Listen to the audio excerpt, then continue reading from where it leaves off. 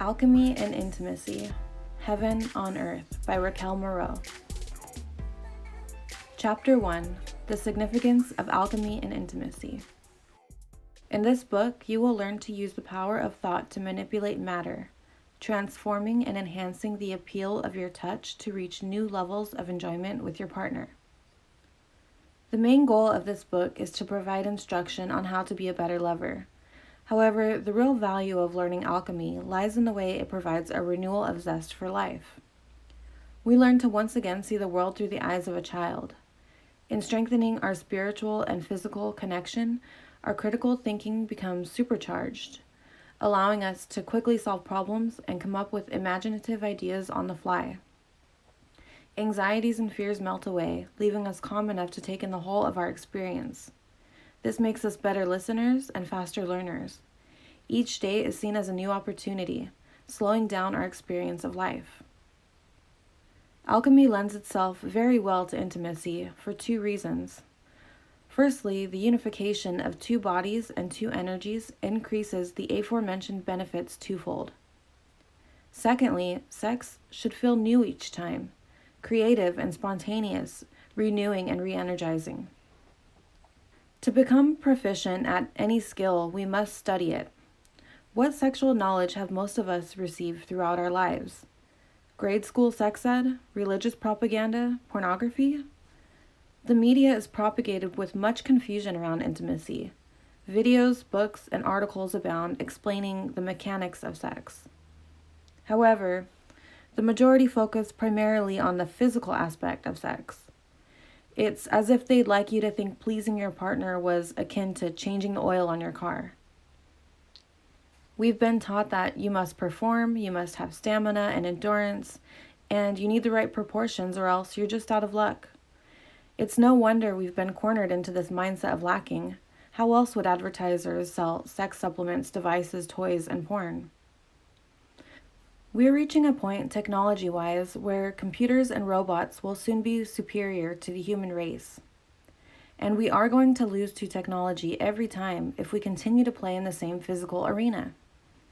It's time to level the playing field by accessing our non-physical gifts. It's not as inconceivable as one might think, and we all have this ability within us. When our heart and brain are operating at an optimum level, they are far more powerful and intelligent than even the greatest supercomputer. What you can offer as a human being, no sex robot or vibrator can come close to. Technology has its limits, and that's where we excel. For this book, I used the term alchemy instead of Tantra, because I feel that it is a more comfortable and familiar term here in the West. However, the main principles of Tantra and alchemy are one and the same. Tantra focuses more on transforming the individual to enlightenment, while alchemy applies the science to transmuting the outer world in general. Before explaining how this philosophy can be used in intimate relations, let's discover its origins and basic principles. The origin and history of alchemy. Alchemical knowledge dates back thousands of years, to the first known human civilizations of Mesopotamia, Greece, and Egypt. It became extremely popular in Europe during the Middle Ages. Alchemists employed a mixture of science and magic by harnessing an invisible energy force, using their focus and intention to alter the physical. Before the alchemists went underground hundreds of years ago, there were beautiful, enormous temples built in Greece and in Egypt along the Nile River, where people could go to be healed by high priests and priestesses. The high priest served a council, having memorized teachings and stories passed down centuries. They'd provide solace with the full attention of a listening ear and fatherly advice. High priestesses served alongside them, attending to weary and damaged souls by healing them with affection. They would sing and dance for citizens, aiming to mesmerize and inspire. In a loving and motherly way, they'd bathe them, anoint them in oils, and hold them close. There were sexual encounters as well, which was believed to civilize barbaric men, making them productive members of society. Ancient Egyptians had beliefs in punishment in the afterlife and had moral limits. They were an advanced civilization, possessing technology which we are still unable to reproduce. They respected sexuality as a natural and sacred form of human expression, and as a tool for spiritual healing. High priests and priestesses were well known and respected in the city. The temples were gathering places for many great city events. The greatest of these temples was the Temple of Iana, also known as the House of Heaven.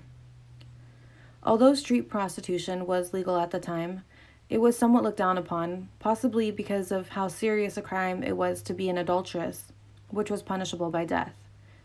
Some of these working women could have been married in secret and unable to work as a priestess.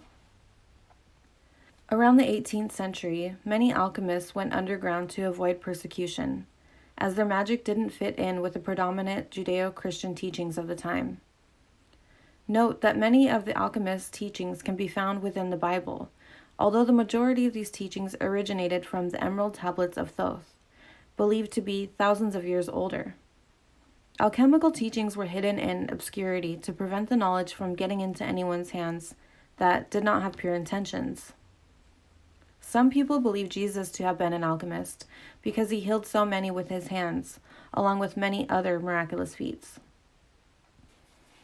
It has been said that alchemists could heal incurable diseases, had access to a fountain of youth, and could transmute base metal to gold.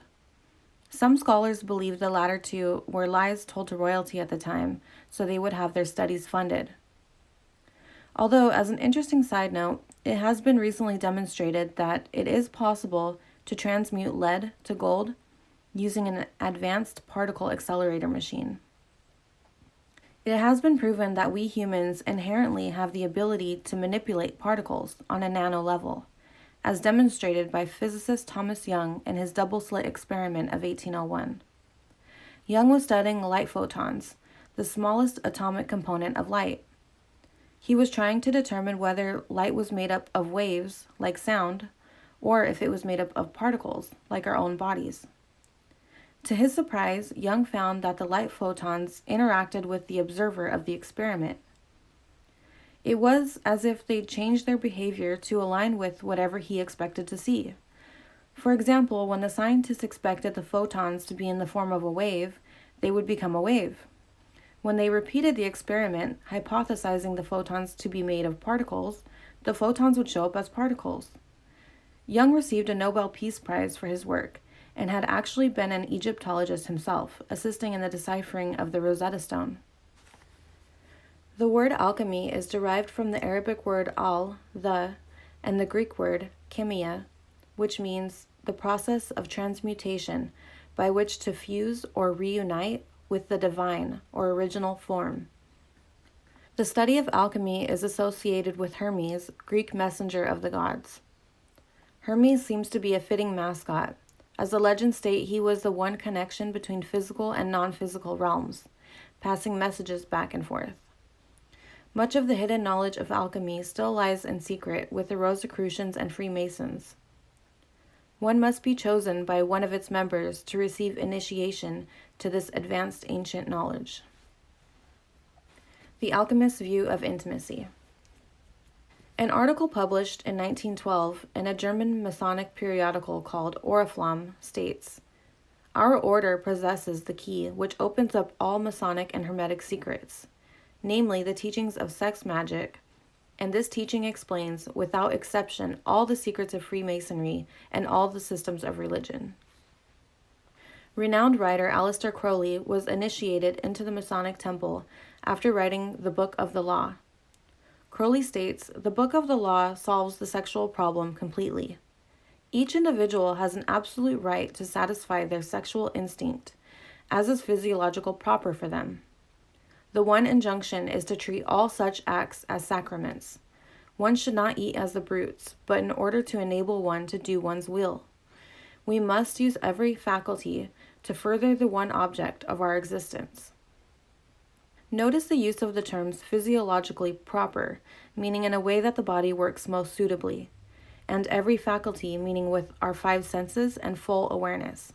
He also states one should not eat as the brutes, implying we should not act thoughtlessly, and in order to enable one to do one's will, which is the secret power of intimacy. If done right, it can enable you to accomplish anything you want in life. Most people have already sensed the transformation of alchemy through touch, although they have not realized it. Take a hug, for example. If we are hugging someone that wants to get it over with or is thinking about something more important going on in their life, it falls flat. If we are hugged by someone that is placing their full attention on us with the intention to make us feel loved or appreciated, we get a warm, fuzzy feeling inside and the brain produces a rush of dopamine. This hormone is a powerful antidepressant and antioxidant. It doesn't have to be a romantic hug for this to occur. This feeling isn't about pleasure or lust. It can be a heartfelt hug from a coworker, friend, or family member. If you never received this kind of physical affection from your family, then you might have always associated this feeling with the only person that has ever given it to you, perhaps a romantic partner. Because of the lack of love in this world, it's no wonder that we get so attached to someone that maybe once showed us that unconditional love, even if they don't anymore, even if there's just a small chance they could give us this feeling one more time. Love produces chemical changes in the body. With your intention set on making someone feel loved, appreciated, or worthy, you can re-energize their heart and brain. This subtle energy exchange is so powerful, and it's a gift we can all use and should be using to improve our lives and the lives of those around us. Intimacy is more than just physical touch. It's listening to the object of your attention speak with both your ears and your heart. It's a connection you create with another human being. Experiencing this connection transforms the both of you. By firing neurons in the brain, increasing communication within your body and energy field, it allows you to perform and will yourself to do anything you want to accomplish in life. Have you ever noticed that when you're in a new and exciting relationship, you have this extra energy that makes you happy all day and feel like you can do anything? Things just become easier and nothing seems impossible. A lot of times this feeling comes before you've even had sex together. It's the love energy exchange. With great alchemy comes great responsibility. They say love is like a drug. In some ways, this is true. It can heal you at its purest, and it can also be very addicting. We should remember to not be thoughtless with where we put our energy and how we use the sacred knowledge. Using these techniques on other people can be so earth-shattering to them that it may stir up strong feelings and an attachment toward you, especially if this person hasn't had many significantly good things happen in their life. I'm not saying to avoid damaged people, but to take care not to damage them further. With patience, they may even teach you something in return. In her book, Return to Love, Mariana Williamson states, "Someone with whom we have a lifetime's worth of lessons to learn is someone whose presence in our lives forces us to grow. Sometimes it represents someone with whom we participate lovingly all our lives, and sometimes it represents someone who we experience as a thorn in our side for years or even forever. Just because someone has a lot to teach us doesn't mean we like them." People who have the most to teach us are often the ones who reflect back to us the limits of our own capacity to love. Those who consciously or unconsciously challenge our fearful positions. They show us our walls. Our walls are our wounds, the places where we feel we can't love anymore, can't connect any more deeply, can't forgive past a certain point. We are in each other's lives in order to help us see where we need most healing, and in order to help us heal. If you are looking for no strings attached sex, make sure that you are both aware of your arrangement or where your relationship lies. Either that or make sure it's with someone you wouldn't mind being attached. Obsessive lovers can wreak havoc on your life, hence the saying, "Hell hath no fury like a woman scorned." Also, it's not in your highest interest to play with other people's feelings. A healthy relationship should be one where both parties are compassionate towards each other. Neither party is conspiring to see what they can get the other partner to do for them. Some people know how enticing and rare it is to find the alchemical energy exchange they provide, even if they don't know they are using alchemy, and they will use it to hook their victim. Once the victim is attached, they will pull back their energy, knowing their partner will always be chasing this high that they once provided. They may still have selfish sex with the victim, or they may withhold intimacy to make the victim do whatever they want them to do. If you are in a relationship like this, get away as soon as possible. This is what the alchemists would call black magic, which aims to harm and control others. You shouldn't be with someone that feeds off of your energy while providing none in return. The stress can rewire your brain and make you sick. Stress causes the body to release doses of an addicting and damaging hormone called cortisol. When this happens every day over time, you can begin to actually crave the pain and suffering. Once this happens, it's only a matter of time before you are conditioned to think that you are undeserving of love and that everyone else is as well, propagating a hateful attitude towards life. This can lead to self-harm, self-neglect, and drug addiction. Throughout this book, I will be encouraging you to question what you've been taught about sex and the role it plays in your life. In the next chapter, we'll be diving into all the science behind this unseeable energy and how to use it for our will. In Chapter 3, we will discuss the physiology of the male and female body and how society has impacted different ways men and women view sex. In Chapter 4, we will experience the magic of alchemical touch with a couple personal exercises and learn the difference between porn sex and physiologically proper sex. Lastly, in Chapter 5, we'll go over the boundaries and communication with your partner and what role BDSM plays in energetic transformation.